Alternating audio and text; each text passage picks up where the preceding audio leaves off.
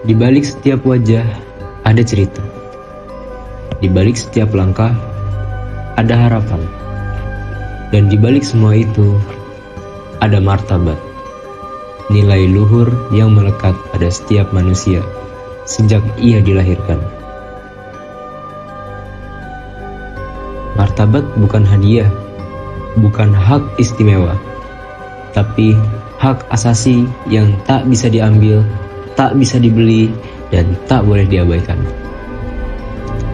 Di Indonesia, nilai ini bukan sekedar idealisme. Ia hidup dalam jiwa Pancasila, khususnya pada sila kedua, kemanusiaan yang adil dan beradab. Menghargai martabat berarti melihat manusia sebagai manusia, bukan sebagai objek, bukan juga sebagai lainnya, apalagi sebagai musuh. Di sekolah, martabat terlihat ketika kita berhenti mengejek teman karena cara bicaranya, penampilannya, atau latar belakang keluarganya. Justru, kita mengulurkan tangan, mengajaknya duduk bersama, dan mengingatkannya, kamu berharga. Di rumah, martabat tumbuh ketika orang tua mendengarkan anaknya, bukan hanya memerintah, tapi benar-benar memahami perasaannya. Di jalan, martabat hadir ketika kita tidak memalingkan muka dari pengemis, tukang sampah, atau penjual keliling, tapi menyapa dengan senyum tulus, mengakui keberadaan mereka sebagai sesama manusia. Di era informasi, menghargai martabat juga berarti menghormati perbedaan pendapat. Kita boleh tidak sepakat, tapi kita tidak boleh merendahkan.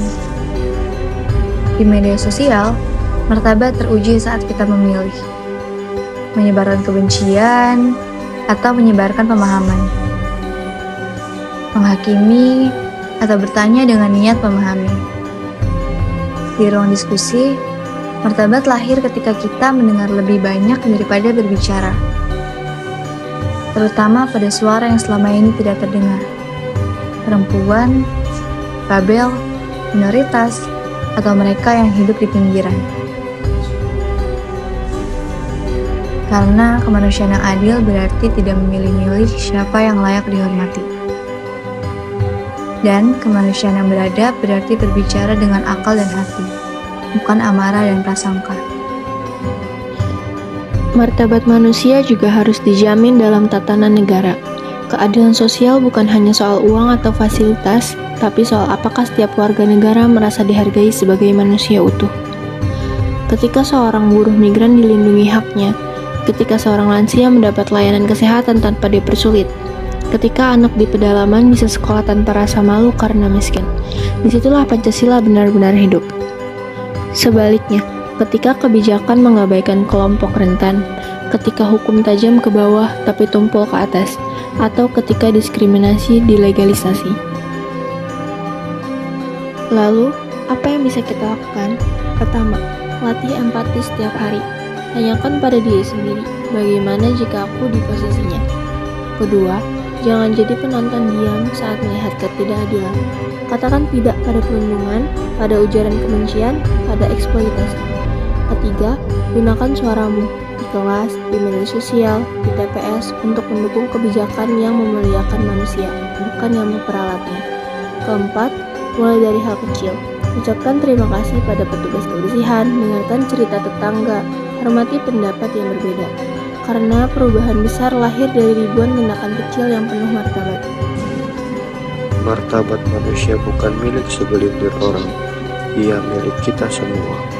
Dan menjaganya bukan pilihan, tapi tanggung jawab sebagai keluarga, warga, dan bangsa.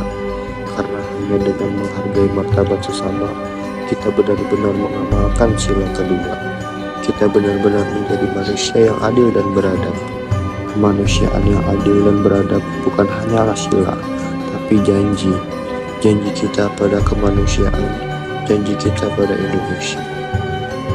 Hormati martabat mulai dari diri.